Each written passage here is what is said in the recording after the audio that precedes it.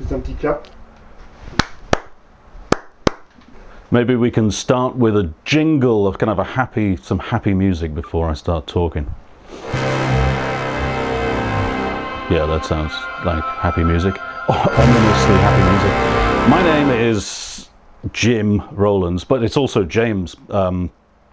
Jim is me, but it's also the teacher and the singer. And James is the guy who writes books.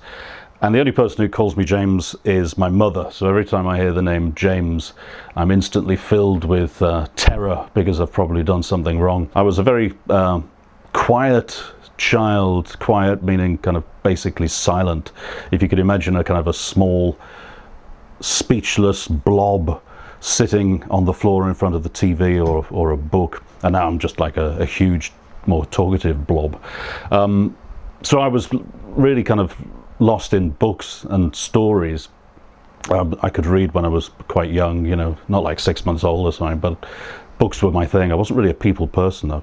Probably not very sociable as a child. And I was surrounded by people who always had something to say, you know, and I was a bit envious of the fact that everybody had a good story, a good yarn. My father had this character called Mrs. McGillicuddy, who had a school for bad children, and if you did something wrong, you would get sent to Mrs. McGillicuddy's naughty boys school. So that was fun.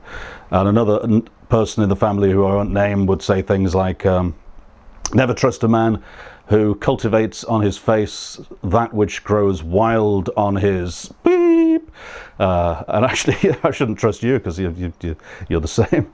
So stories and reading, but not really people. And as I got older, I decided that I just wanted to tell stories, but because I wasn't very talkative, I was going to write stories. So when I was 13, I got a job as a sports reporter, and that was pretty cool because I had a press pass and I could get in free to every football ground or sports stadium in the country, and I did that for 5 years, and I was officially the youngest sports writer in the country. And I'm still waiting for ITV to come and interview me because they said they would come that day, but they never did. And I wanted to be a journalist, writing stories about other people, you know. And I did a work placement, work experience with the Liverpool Echo. This was probably when I was 16. And the work was great, you know. It was for me, it was really easy. I enjoyed everything to do with words and putting words together and editing and making it shorter or longer and the whole thing. But I looked at the people I was working with, and they